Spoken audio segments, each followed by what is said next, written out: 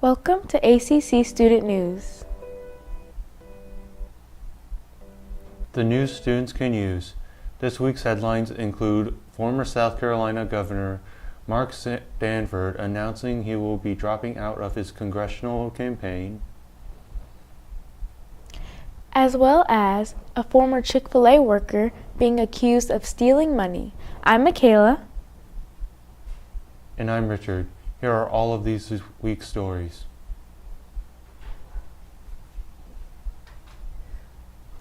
Thousands are set to join an economic blackout for International Workers' Day on Friday. Over 3,500 May Day strong events across the country. Organizers are for no school, no work, no shopping with walkouts, marches, block parties, and other gatherings planned for the evening. May Day protesters are fighting a nation that puts workers over billionaires, demanding no ICE, no war, no taxing the rich. A former Chick-fil-A worker in Texas is being accused of stealing roughly $80,000 from his ex-employer using the popular side dish mac and cheese. The 23-year-old Kayshawn Jones was arrested on April 17th and charged with property theft, money laundering, and evading arrest. The footage showed Jones using the register to ring up 800 orders of mac and cheese trays before refunding them to his personal credit cards. Essa Suleiman, a Somalia-born British, was charged with attempted murder in the stabbings of two Jewish men in London. Suleiman was remanded into custody after appearing in court to face 2 counts of attempted murder over the attack in Golders Green. He also faces a 3rd count of attempted murder over an incident elsewhere in the city earlier the same day that left a man with minor injuries.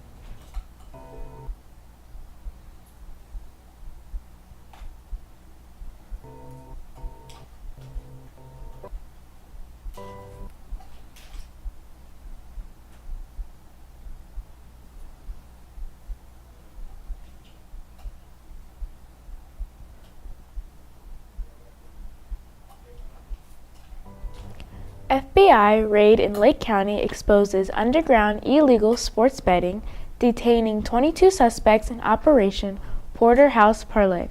Questioning the owners of both restaurants raided James Geronimos and Dion Galemas.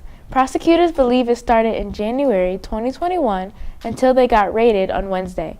The defendants built an illegal gambling organization and in person at both NWI businesses and allegedly used threats and intimidation to collect debts.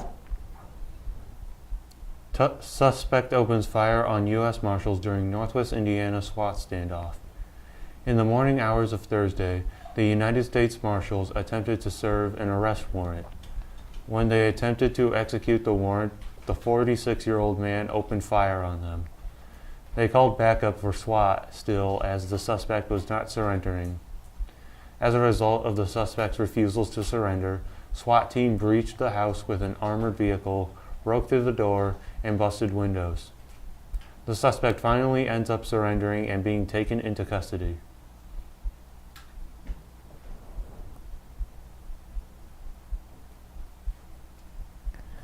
Form-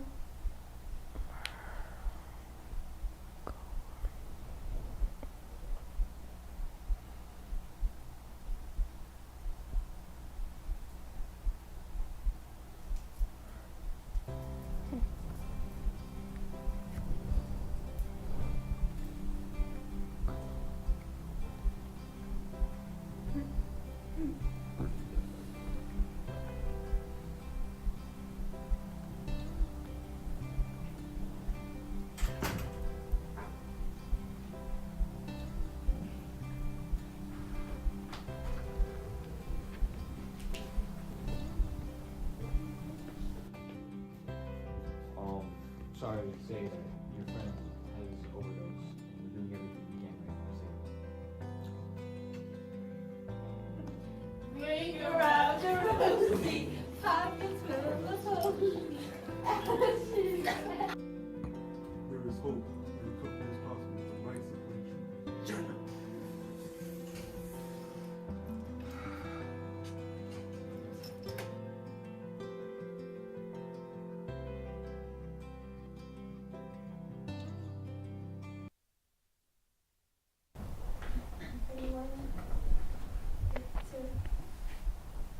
Former South Carolina Governor Mark Sanford has announced that he will be dropping out of his congressional campaign. Sanford announced that he has shuttered his campaign in favor of focusing more on combating the U.S. national debt.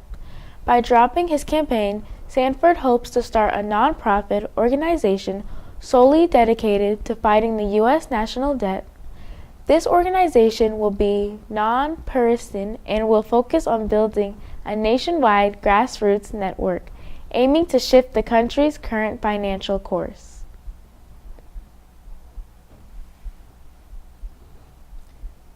The AAA's national average price of gas has increased by roughly 33 cents as the U.S. and Iran conflict remains unresolved. The average price of gas currently sits at $4.39, about $1 more than the average price at this time last year, but still lower than the all-time record of $5, which was set in June of 2022. A White House spokesperson says President Trump acknowledges that these disruptions are short-term, and when traffic through the Strait of Hormuz normalizes, energy prices will begin decreasing once again. The House has passed a new federal funding bill which will end the shutdown of the Department of Homeland Security. The funding bill was signed by the President and will resume funding for the DHS, meaning Coast Guard, Secret Service, FEMA, and TSA workers will now be paid without needing to use more of the DHS emergency funds. The 75-day shutdown of the DHS broke a record for being the longest shutdown of a government agency. The funding bill does not provide any new or additional funding for Border Patrol or ICE, which retained funding during the DHS shutdown and will continue to do so with efforts by the Trump administration.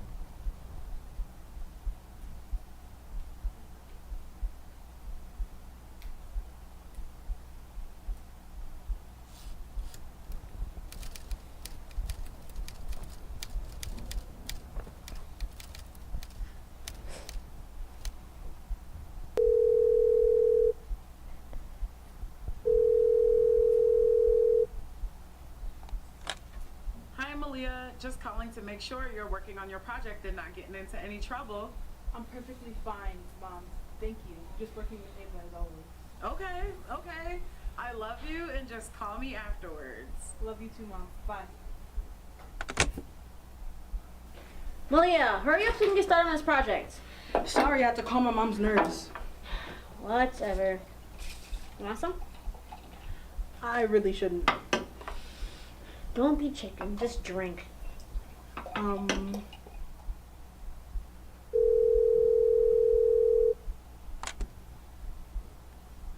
Malia, hello? Mom, I'm so sorry.